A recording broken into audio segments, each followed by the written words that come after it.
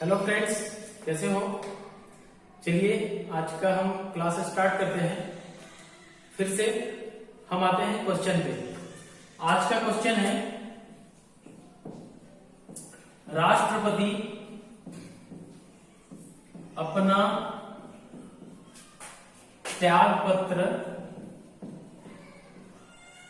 किसको सौंपता है?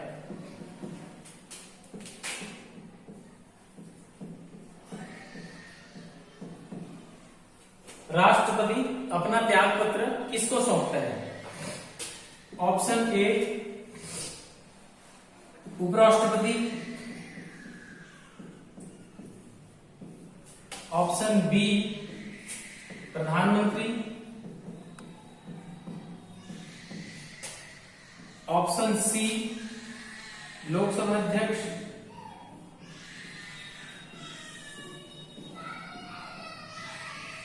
Option D CJI chief justice of India, Bharat के सर्वोच्च न्यायाधीश।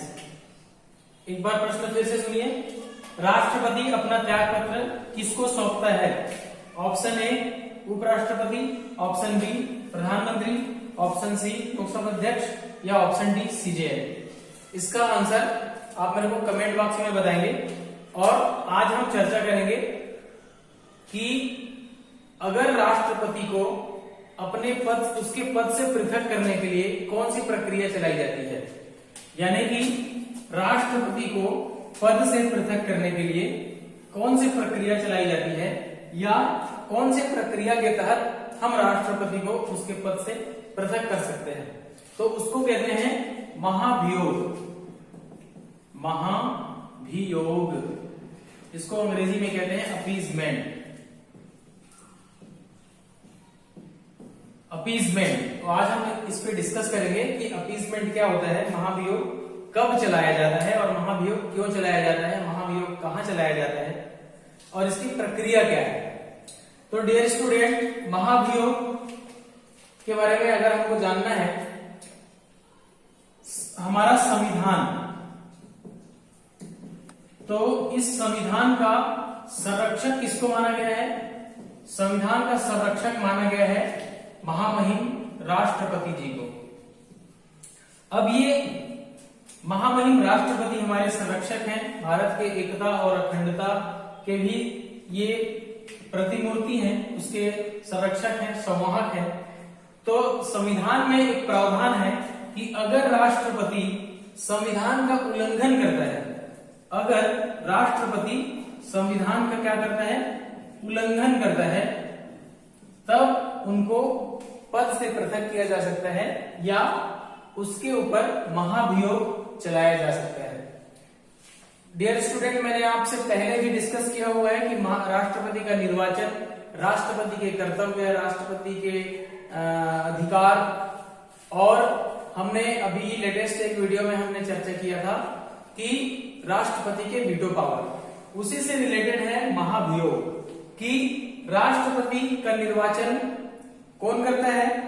तो उच्च सदन, निम्न सदन के निर्वाचित सभी सदस्य, राज्यों के विधानसभा के निर्वाचित सभी सदस्य, और दिल्ली, पुदुचेरी और अब जम्मू कश्मीर के जो केंद्र शासित प्रदेश के विधानसभा के निर्वाचित सदस्य, ये सभी सदस्य राष्ट्रपति के निर्वाचन में भाग लेते हैं। लेकिन राष्ट्रपति के महाभियोग में ये सारे सदस्य भाग नहीं लेते। तो राष्ट्रपति का महाभियोग कहां चलाया जाता है? ज्यादातर जब भी सदन का जो दल है, यानी कि सदन का जो सत्ताधारी दल है, वो अगर कमजोर है तो राष्ट्रपति मजबूत होता है। और जब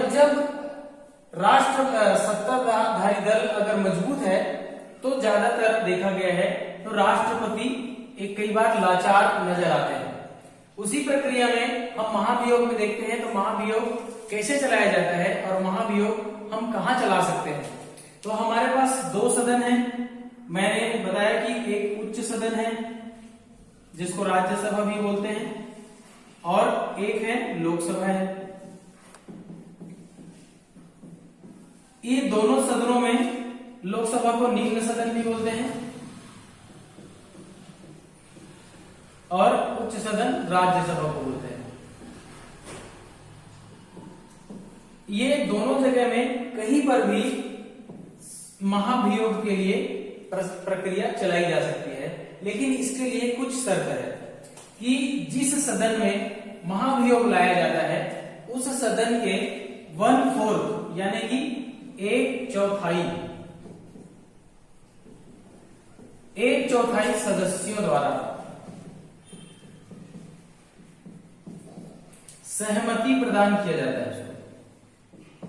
अगर राष्ट्रपति के लिए महाभियोग चलाया जाना है तो किसी भी सदन में, चाहे वो उच्च सदन में हो या निम्न सदन में हो, राज्यसभा या लोकसभा में कहीं पर भी हो, जिस सदन में महाभियोग चलाया जाएगा उसमें 1/4 यानी कि 1/4 सदस्यों के हस्ताक्षर से ही राष्ट्रपति के महाभियोग को रिकॉर्ड किया जाता है। और अगर 1/4 सदस्यों का हस्ताक्षर उस महाभियोग में है तो उसके प्रस्ताव पारित करने के 14 दिन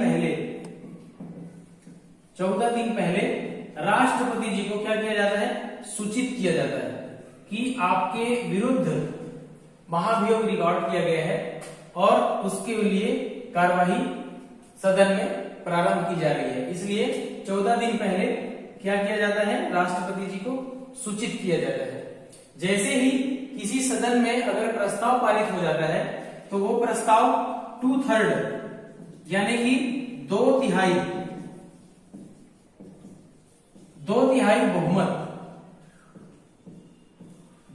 बहुमत से ही महाभियोग के प्रस्ताव को किसी भी सदन में पारित किया जाता है। जिस सदन में महाभियोग लाया गया है उसी सदन में अगर 2/3 बहुमत से प्रस्ताव पारित हो जाता है तो तुरंत ही इस प्रस्ताव को दूसरे सदन में भेजा जाता है।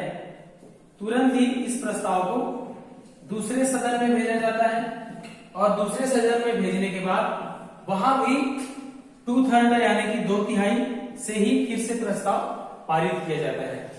अब यहाँ पर इस प्रस्ताव पारित करने से पहले जिसके खिलाफ महाभियोग लाया गया है, चाहे वो राष्ट्रपति के खिलाफ हो या सीजेआई के खिलाफ हो, उपराष्ट्रपति के खिलाफ हो, चाहे निर्वाचन आयुक्त के कमिश्नर के खिलाफ हो, जिसके खिलाफ भी अपीसमेंट लाया गया है, महाभियोग लाया गया है, उसको अपने पक्ष रखने के लिए भी संसद में प्रावधान है कि संसद में जिसके खिलाफ महाभियोग चलाया जा रहा है उसको अपने पक्ष रखने का भी अवसर दिया जाता है। इसके पश्चात अगर राष्ट्रपति जी का पद रिक्त हो जाता है, अगर महाभियोग चलाया गया और उस महाभियोग से राष्ट्रपति का पद अगर रिक्त हो जाता है तो राष्ट्रपति कौन होता है? अगर पद रिक्त हो गया तो राष्ट्रपति कौन होता है? तो उपराष्ट्रपति होता है। उस समय अगर उपराष्ट्रपति भी नहीं है तो राष्ट्रपति के पद में कौन होगा? तो अगर उस समय राष्ट्रपति नहीं है तो राष्ट्रपति होता है मुख्य न्यायाधीश। जो सर्वोच्च न्यायालय है उस सर्वोच्च न्यायालय के मुख्य न्यायाधीश कार्यकारी राष्ट्रपति होते हैं। ऐसा अभी तक तो नहीं हुआ कि कोई भी किसी भी राष्ट्रपति को महाभियोग से हटाया जाए।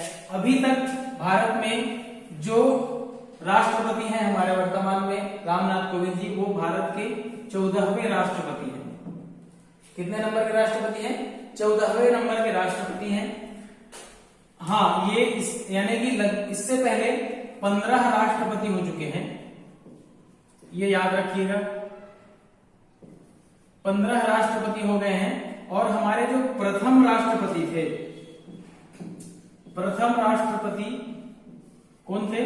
तो प्रथम राष्ट्रपति थे हमारे डॉक्टर राजेंद्र प्रसाद जी। डॉक्टर राजेंद्र प्रसाद, ये भी एक क्वेश्चन है, इसको भी आप नोट करिए। ये प्रथम राष्ट्रपति डॉक्टर राजेंद्र प्रसाद नहीं, दो पंचवर्षीय तक यानी कि 10 वर्ष राष्ट्रपति रहे थे भारत के। अभी तक भारत में 10 वर्ष राष्ट्रपति रहने वाले प्रथम राष्ट्रपति और एक ही राष्ट्रपति हैं, उनका नाम है डॉक्टर राजेंद्र प्रसाद। अभी हमारे पास जो रामनाथ कोविंद जी हैं वो भारत के 14वें राष्ट्रपति हैं। और कोई भी राष्ट्रपति अभी तक भारत में सेकेंड टर्म में नहीं आया है सिवाय डॉक्टर राजेंद्र प्रसाद जी को छोड़ करके। अभी तक जितने 15 राष्ट्रपति भारत में हुए, इन 15 राष्ट्रपतियों में से, हालांकि 14 राष्ट्रपति हुए लेकिन 15 टर्म तक रहे, तो इनमें से किसी के ऊपर भी महाभियोग नहीं चलाया गया है। लेकिन हाँ, एक ऐसा प्रावधान आया था भारत में जब देश के तीसरे राष्ट्रपति कौन थे? तो मोहम्मद जाकिर हुसैन। पहले राष्ट्रपति थे डॉक्टर राजेंद्र प्रसाद, दूसरे राष्ट्रपति थे डॉक्टर सर्वपल्ली राधाकृष्णन जी, और तीसरे राष्ट्रपति थे जाकिर हुसैन साहब।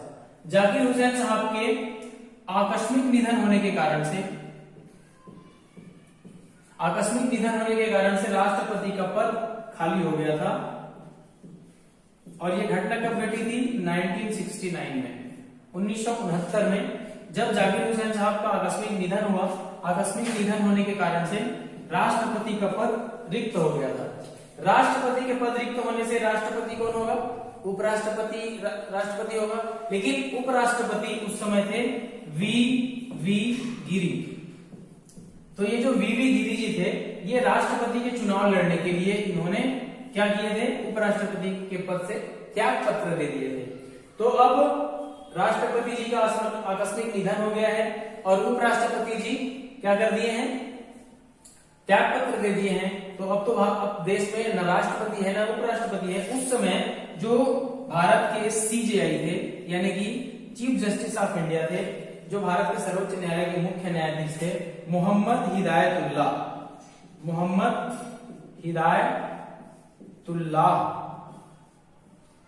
ये महानुभाव एक माह के लिए, यानी कि लगभग 35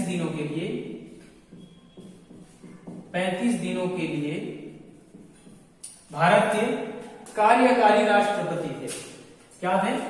कार्यकारी राष्ट्रपति थे। जिस समय सीजेआई या उपराष्ट्रपति जब अब राष्ट्रपति के पद में होंगे, उस समय राष्ट्रपति का वेतन, भत्ता, उनके निवास की सुविधा, सारा कुछ उनको उपलब्ध करवाया जाता है। तो मोहम्मद हिदायतुल्लाह जी लगभग 35 दिन के लिए, यानी कि उसका तारीख था 20 जुलाई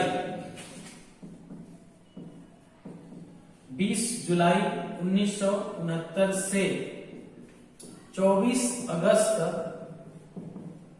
1969 तक ये श्रीमान जी कार्यकारी राष्ट्रपति के रूप में थे। और ये उस समय भारत के सीजेआई थे। ऐसा पहली बार हुआ है सिंगल टाइम, और आज तक किसी भी राष्ट्रपति के द्वारा किसी भी राष्ट्रपति को महाभियोग के द्वारा हटाया नहीं गया है। ये चीज ध्यान रखिए।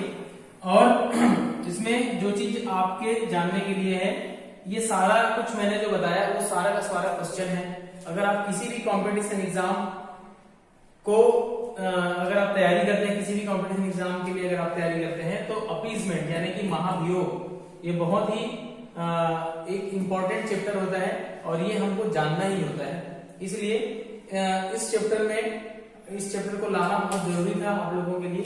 और आज हमने इस चैप्टर में बात की है। अगले चैप्टर में हम अगले वीडियो में एक फिर से नए चैप्टर के साथ आपसे फिर से मिलेंगे। और हाँ, एक और निवेदन है आप सभी लोगों से कि अभी तक आपने मेरे इस चैनल को सब्सक्राइब नहीं किए हैं तो प्लीज मेरे चैनल को सब्सक्राइब कीजिए, क्योंकि हर एक महत्वपूर्ण वीडियो आपको नोटिफिकेशन के माध्यम से आपको मिलता रहे। ठीक है दोस्तों, और मैंने जो स्टार्टिंग में क्वेश्चन दिया था उसका आंसर आप मेरे को कमेंट बॉक्स में जरूर देना कि राष्ट्रपति अपना त्याग पत्र किसको सौंपता है। ऑप्शन ए था उपराष्ट्रपति, ऑप्शन बी था प्रधानमंत्री, ऑप्शन सी था लोकसभा अध्यक्ष और ऑप्शन डी था चीफ जस्टिस ऑफ इंडिया यानी कि सीबीआई। राष्ट्रपति अपना त्याग पत्र किसको सौंपता है, ये मेरे को कमेंट बॉक्स में जरूर बताइए। अगले वीडियो में हम आपसे फिर मिलेंगे, तब तक के लिए नमस्कार।